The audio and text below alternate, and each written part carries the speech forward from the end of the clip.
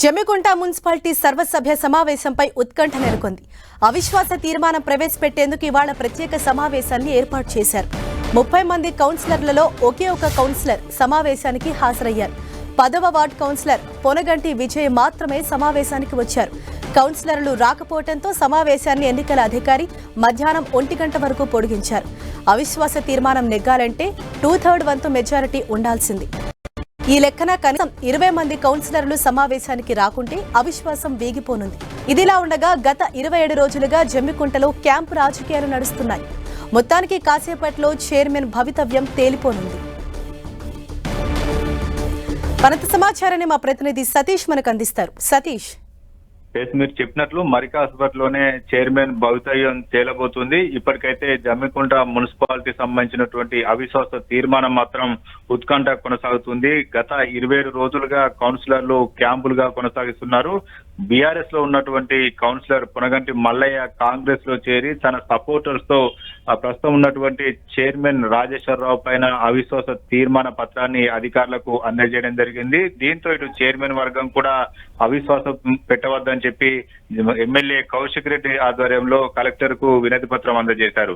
అయినప్పటికీ ఇటు పోటాపోటీగా క్యాంప్ రాజకీయాలు కొనసాగుతుండటంతో ఇటు కలెక్టర్ కూడా ఈ రోజున అవిశ్వాస తీర్మానం పైన సర్వసభ్య సమావేశాన్ని ఏర్పాటు చేయడం జరిగింది. ఈ రోజు ఉదయం 10:30 గంటలకు మొదటగా అవిశ్వాస తీర్మానం పైన సమావేశం నిర్వహించేందుకు ఏర్పాట్లు చేశారు.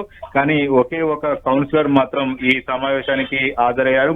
10వ వార్డు కౌన్సిలర్ పొనగంటి విజయ మాత్రమే సమావేశానికి హాజరై ఆ తర్వాత సభ్యులు ఎవరు రాకపోవడంతో ఇటు అధికారులు మరొక గంట సేపు పొడిగిస్తామని చెప్పి 1 గంట వరకు ప్రస్తుతం అయితే సమావేశాన్ని వాయిదా వేయడం జరిగింది. ప్రస్తుతం అయితే ఎవరు కూడా కౌన్సిలర్లు ఇటు సర్వసభ్య సమావేశానికి హాజరు కాలేదు. అవిశ్వాస తీర్మానం పెట్టినటువంటి పొనగంటి మల్లయ్య వర్గం కావచ్చు, అవిశ్వాస తీర్మానం ఎదుర్కొంటున్నటువంటి చైర్మన్ వర్గం కావచ్చు, ఎవరు కూడా ఇంకా సమావేశానికి హాజరు కాలేదు. ప్రస్తుతం మనకు ఉన్నటువంటి సమాచారం మాత్రం మనకు దాదాపు పొనగంటి మల్లయ్యకు 16 మంది కౌన్సిలర్లు సపోర్ట్ గా ఉన్నట్టుగా తెలుస్తుంది. అయితే అవిశ్వాస తీర్మానం నెగ్గాలంటే మాత్రం దాదాపు 20 మందికి పైగా కౌన్సిలర్లు అవిశ్వాస తీర్మానంలో పాల్గొని సర్వసభ్య సమావేశంలో పాల్గొని తమ మద్దతు తెలుపవలసి ఉంటుంది. అయితే ఆ పరిస్థితి ప్రస్తుతం అయితే కనిపించట్లేనట్టుగా తెలుస్తుంది. ఎందుకంటే చైర్మన్ సంబంధించినటువంటి కౌన్సిలర్ కూడా దాదాపు 14 మంది పైగా ఉన్నట్టుగా తెలుస్తుంది. వీరంతా కూడా దాదాపు 20 మంది పైగానే హాజరైతే తప్ప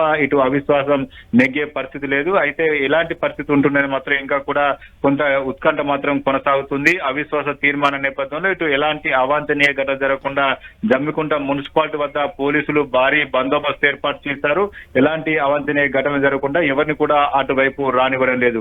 1 గంట వరకు సమయం ఉంది కాబట్టి ఇంకా కౌన్సిలర్లు ఎవరైనా ఈ అవిశ్వాస తీర్మానం అదేవిధంగా సర్వసభ్య సమావేశానికి వచ్చి పాల్గొంటారా లేదనేది మాత్రం ఉత్కంఠగా మారింది. ప్రస్తుతం అయితే అవిశ్వాస తీర్మానాన్ని ఎదుర్కొంటున్న రాజేశ్వరరావు మాత్రం కొంత ధీమాగా ఉన్నారు. ఆ అవిశ్వాస తీర్మానం వీగిపోతుంది, తానే చైర్మన్ గా కొనసాగుతుందని చెప్పి ధీమా వ్యక్తం చేస్తుండగా ఇటు అవిశ్వాస తీర్మానం పెట్టినటువంటి వర్గం ఏదైతుందో వాళ్ళు కూడా ఈ సమావేశానికి హాజరవుతారా లేదనేది మాత్రం మరి కాసేపు వేచి చూడాల్సి ఉంది. థాంక్యూ సతీష్.